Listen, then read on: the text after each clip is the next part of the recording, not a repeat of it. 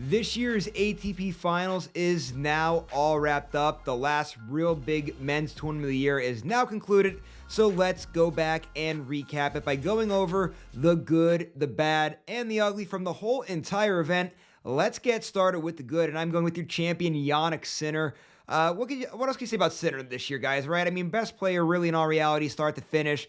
Wins the Australian Open, wins the US Open, wins a few tournaments in between, strong showings in the majors, and now here he is, ATP Finals champion. You can't ask for much more from Jannik Sinner. What a great way to conclude the 2024 season. Also, guys, I do want to bring up Taylor Fritz in this category as well. Fritz, a strong end to 2024, making that U.S. Open final, making this year's ATP Finals. Of course, Sinner getting the better of him in both of those matchups.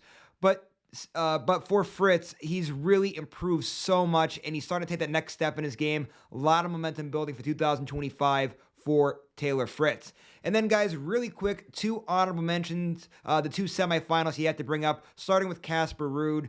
Ruud, as you guys know, clay court specialist. The fact that he made it to the semifinals here, got a big win over Carlos Alcaraz. Very impressive. Also, Alexander Zverev, very good 2024 as well. Another strong showing here, and a lot to build on here for 2025 for Alexander Zverev.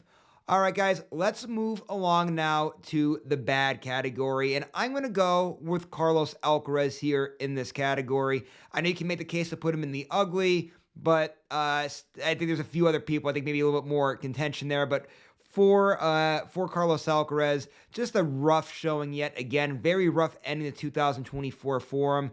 Loses early in Cincinnati, loses early in the U.S. Open, loses early in Paris, doesn't make it out of pool play here in the ATP Finals. Rough end of the year for Carlos Alcaraz. And now finally, guys, we go to the ugly category. You could make a case here for Daniil Medvedev, being that he's a very good hardcore player, but he was in a tougher bracket. For me, I'm going with Andrey Rublev here in this category. Rublev, it's been a rough 2024 outside of a few handful of moments, like when he won in Madrid or that deep run in the Canadian Open. This one here, another rough showing for Andrey Rublev. I know he just about made it into the finals. If Novak Djokovic wouldn't have pulled out of this year's ATP Finals, Rublev wouldn't have made it. Rublev, rough showing in this year's ATP Finals. So that was your good, bad, and ugly from this year's 2024 ATP Finals. I hope you guys enjoyed this video, and I've really enjoyed covering tennis throughout the course of this year. I'm going to have continued coverage right here on this YouTube channel. So make sure you guys are staying here. Make sure you like this video, subscribe to this channel. This way you'll be able to stay in the loop with more coverage just like this.